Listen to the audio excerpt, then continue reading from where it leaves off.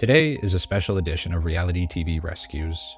In this deeply touching exploration, we pay homage to the remarkable individuals who graced our screens through the MasterChef series, leaving an indelible mark on the culinary world and our hearts.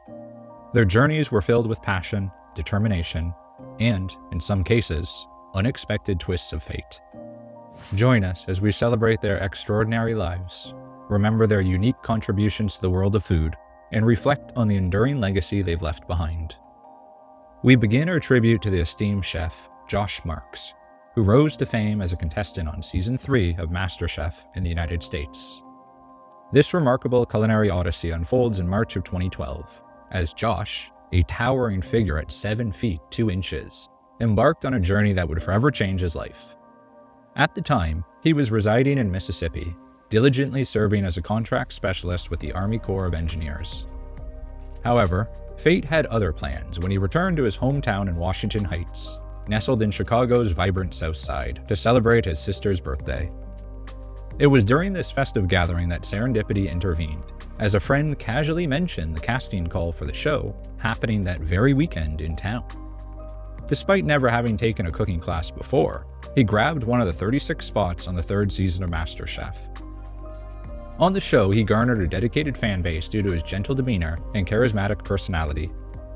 Not only was he the tallest person ever to be on MasterChef, he was also at that point the first member of the military to be on the show. Out of 30,000 applicants to be on the season of MasterChef, Josh worked his way up, round after round, until he finally made it to the finals. It was him against Christine Ha. In a thrilling culinary showdown, Christine and Josh were tasked with the challenge of creating a 3-course menu of their own design within a strict 2-hour time limit. For the appetizer course, Christine presented a tantalizing Thai papaya salad infused with crab and assortment of fresh vegetables, while Josh wowed the judges with his butter-poached lobster, paired elegantly with grits and a silky sweet potato puree. Moving on to the main course, Christine unveiled her masterful creation of braised pork belly, served alongside fragrant rice, crispy kale, and earthly mushrooms. Meanwhile, Josh showcased his culinary prowess with a succulent rack of lamb, complemented by a vibrant green curry sauce, spring peas, carrots, and a parsnip puree. For the grand finale, the dessert round, Christine offered a refreshing coconut lime sorbet crowned with a delicate ginger finish, while Josh delighted the judges with his bacon-crusted pecan pie, accompanied by rich vanilla bean and cinnamon ice cream. However, due to undercooking the lobster dish, Josh would ultimately lose to Christine in the nail-biting final. Although Josh would fall just short of clinching the MasterChef title, his journey on the show significantly elevated his personal brand. The exposure garnered from the competition made him a sought-after talent in the culinary world, with restaurants eagerly vying for his expertise. Meanwhile, his ever-expanding fan base showered him with unwavering support and adulation. In a People magazine article published 5 months after the finale aired, one of the judges, Bastianich, offered his own praise for Marx. He described Josh as youthful, ambitious, and fiercely passionate, highlighting that Josh possessed all the qualities necessary to thrive in the highly competitive culinary field. Bastianich expressed his unwavering belief in Josh's potential, expecting nothing but greatness from him, regardless of the path he chose to pursue. This endorsement from a MasterChef judge further solidified Josh's rising profile, as he continued to receive acclaim and support from both industry insiders and his dedicated fan base. Although he didn't secure the MasterChef title, Josh Marx was clearly on an impressive trajectory towards a bright and promising future in the world of gastronomy. Regrettably, his meteoric rise to fame was overshadowed by a succession of profound mental health challenges that would disrupt many of his aspirations. As the show began airing in early June, Josh Marx initially embraced his newfound celebrity, hosting watch parties with friends and sharing episode updates on Facebook. However, as the September finale approached, a noticeable change took hold. Despite his typically confident demeanor, he began experiencing panic attacks. His friends noticed these changes. Vincent Durman, a colleague at the Army Corps of Engineers, observed Josh becoming increasingly anxious and restless. During nighttime discussions, Josh would ramble about various business ideas, often without coherence. Another friend, Derek Calvert, Josh's former roommate, remembered a late-night call in which Josh made an unsettling statement about an unknown woman being Satan. Such language was entirely out of character for Josh, causing concern among those close to him. Josh was diagnosed with bipolar disorder after experiencing a psychotic episode triggered by a car accident. As stated in the police report, Marx was engaging in aggressive behavior, shouting and physically confronting paramedics. Furthermore, he was unable to respond to questions in a coherent manner. His family faced considerable difficulty in finding suitable treatment for him due to his lack of medical insurance. Eventually, in 2013, they managed to secure a program that offered some hope. During this time, Marx even recorded a public service video for the Make a Sound project, in which he candidly shared his journey with bipolar disorder. Despite some initial progress, Marx's mental health issues resurfaced. In July 2013, he made a suicide attempt involving a firearm, which led to a confrontation with the police and his subsequent arrest on aggravated assault charges. He told police he thought Gordon Ramsay was an asshole who had possessed him and turned him into God. Upon his release from jail, Marx returned to receive medical care and was diagnosed with paranoid schizophrenia. At this point, most of his sponsors had dropped him due to his numerous run-ins with the law. Knowing how sick he was, his mother took him to live with his father on Chicago's far south side, where he could be watched around the clock. On October 11, 2013, his mother received a call from Marx's uncle, informing her that a neighbor had spotted Josh in possession of a firearm while wandering in an alleyway behind his father's house. His mother drove there as fast as she could to hopefully find her son and prevent him from doing something tragic. A call to 911 was made by a neighbor who said another woman had spotted a dead body in the alleyway. By the time his mother arrived, Josh was dead from a self-inflicted gunshot wound. He was just 27 years old. Chef Gordon Ramsay and the MasterChef executives, who had a close working relationship with the kind-hearted giant during the show's third season, expressed their condolences and paid tribute to him. Just heard the devastating news about Josh Marx. My thoughts are with his family and friends at this tragic time, tweeted Ramsay. Fellow contestant and winner of Season 3, Christine Ha, posted on her Facebook a message of condolences to Josh's family. Despite mentioning Gordon Ramsay during his prior arrest, and the stress as a result of the show, the family refused to blame MasterChef for their son's suicide. It was mental health issues that caused him to take his own life. 10 years after his passing, and Josh's online obituary is still receiving condolences from fans of his show from all around the world. Following Josh, we go next to Matt Campbell. In 2009, Matt's talents were shining brightly as he achieved the remarkable feat of securing the second place on the BBC series Young Chef of the Year. At the tender age of 20, Campbell, who was from the Lake District in Britain, went on a culinary journey that took him to the French Alps. There, he worked as a private chef, capitalizing on the recognition and fame he had garnered. His next culinary venture led him to compete in MasterChef, The Professionals, in 2017, a spin-off of the main show featuring working professionals rather than amateur chefs. The contestants are required to have a minimum of 2 years working in a kitchen professionally in order to be on the show. On the show, Matt impressed the judges with his vegan dessert, a blend of raw and gluten-free ingredients. It made him a fan favorite amongst the online vegan food crowd. He made it all the way to the semi-final round before facing elimination. Nevertheless, he maintained his status as a sought-after chef and a dedicated advocate for vegan cuisine. During this period of his life, Matt Campbell embarked on a unique and meaningful endeavor. He started participating in marathons alongside his father, Martin, and his brother, Josh. Following the untimely passing of his father in 2016, Matt continued to honor his memory by actively participating in marathons to raise funds for various charitable causes in his father's name. On April 23, 2018, he entered the London Marathon, raising money for the Breathe Trust, a charitable which inspires young people to make positive changes. The day was unusually warm for British standards. In fact, it would go down as the hottest day ever in London Marathon history. The race runners were warned ahead of the race of the record-breaking hot temperatures. However, despite it being the second of 2 marathons he was participating in within a 2-week period, the 29-year-old started out the day in good spirits. 2 weeks prior, he ran the Manchester Marathon and recorded a personal best time, completing it in under 3 hours. Not only that, he was running the race alongside fellow MasterChef competitor, Tom Peters.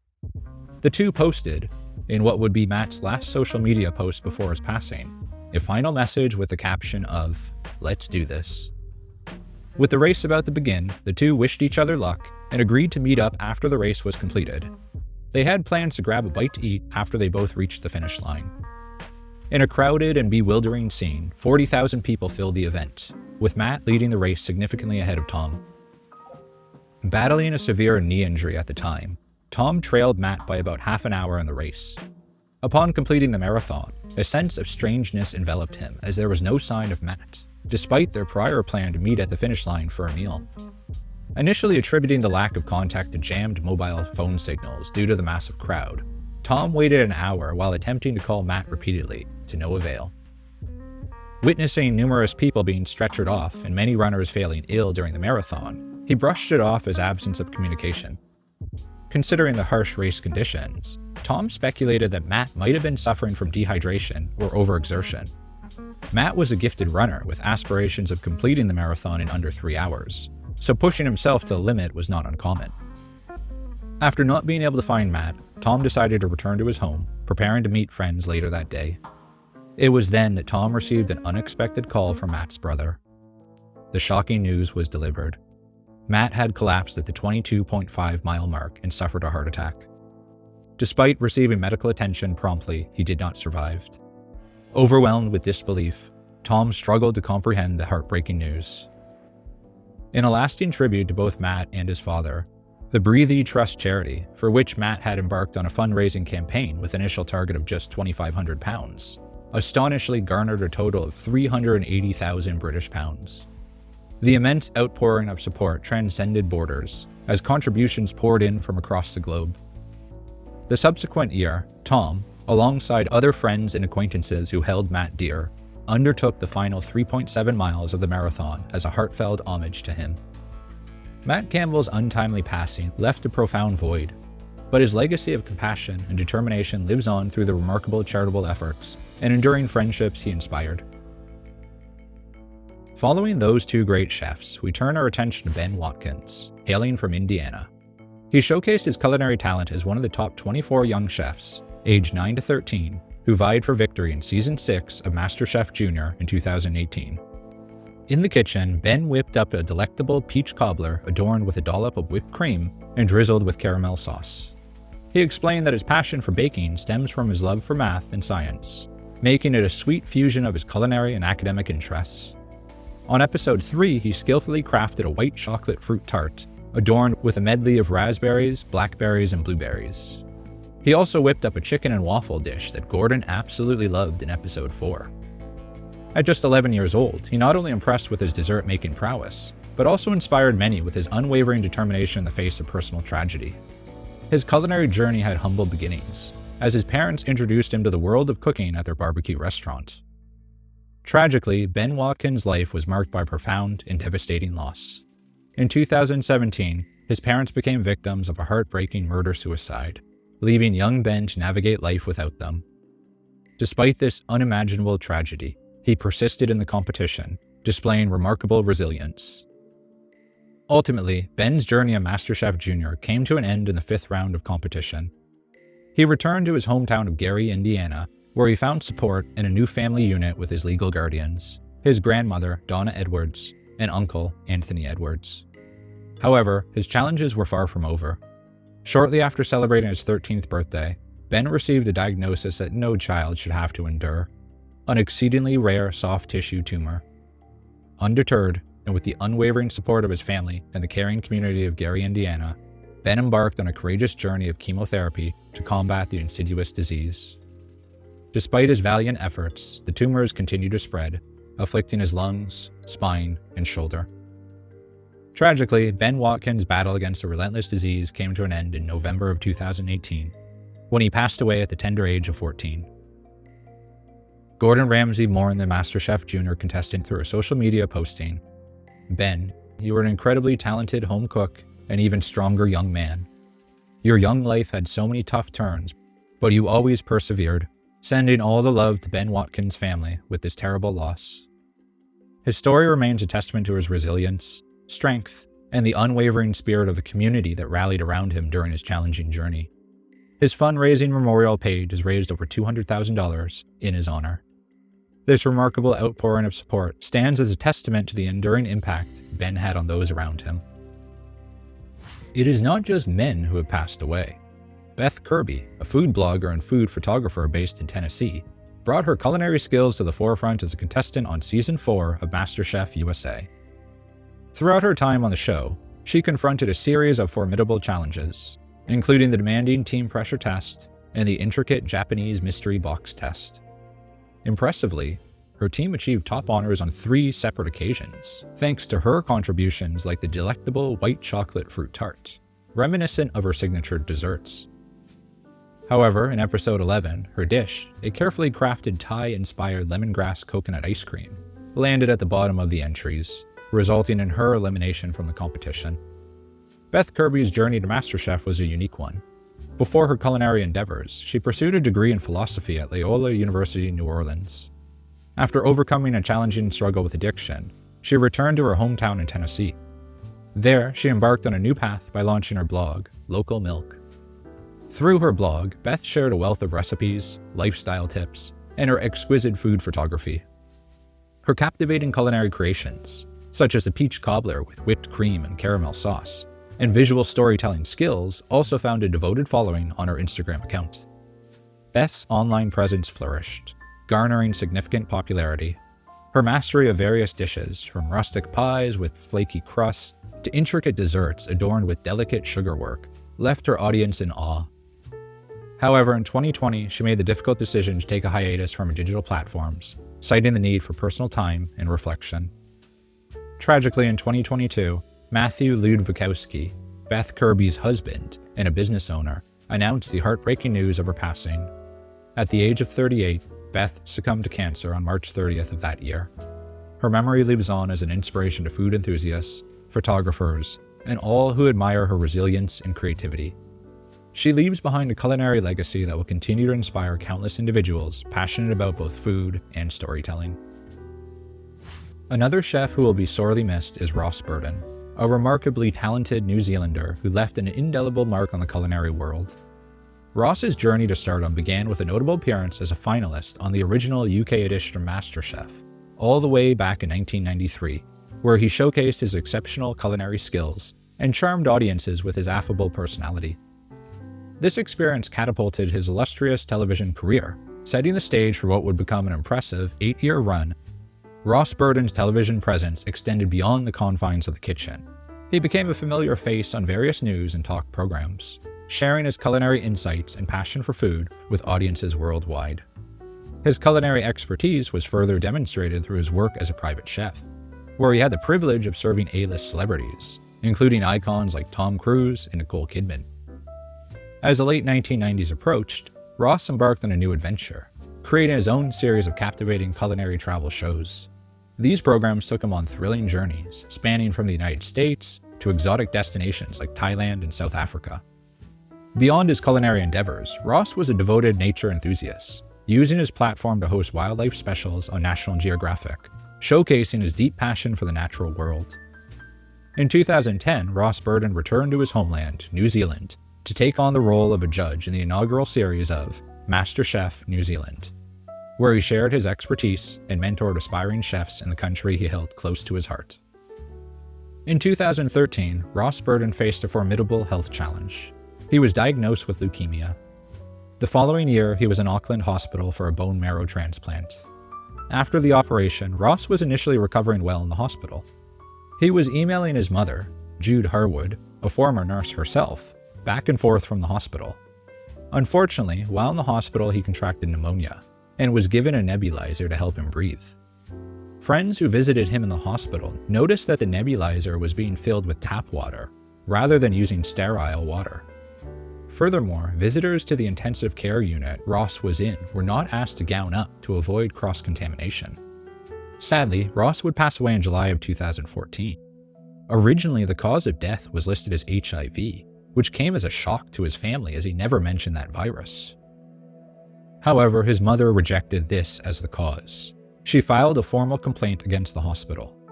A chief coroner's report found that the actual cause of death was Legionnaire's disease, due to an infected water supply at the hospital. The inquiry determined that the water system was not operating as designed, as it exhibited insignificant levels of copper and silver ions, which fail to effectively inhibit the proliferation of Legionella bacteria. Ross's passing was a heart-wrenching loss, not only for the culinary world, but also for his family, friends, and fans who had admired his talent and resilience. In the wake of his passing, a wave of condolences and tributes poured in from the culinary community and fans worldwide, underscoring the deep impact he had made during his all-too-short life. Ross's memory lives on in the hearts of those who were touched by his warmth, talent, and passion for both food and the natural world. His legacy continues to inspire aspiring chefs to pursue their dreams and embrace their love for the culinary arts, just as he did throughout his remarkable career. Another chef contestant connected to Gordon Ramsay's culinary empire faced a tragic loss, this time hailing from Canada. John Meister Rees was a participant in the Canadian edition of the series.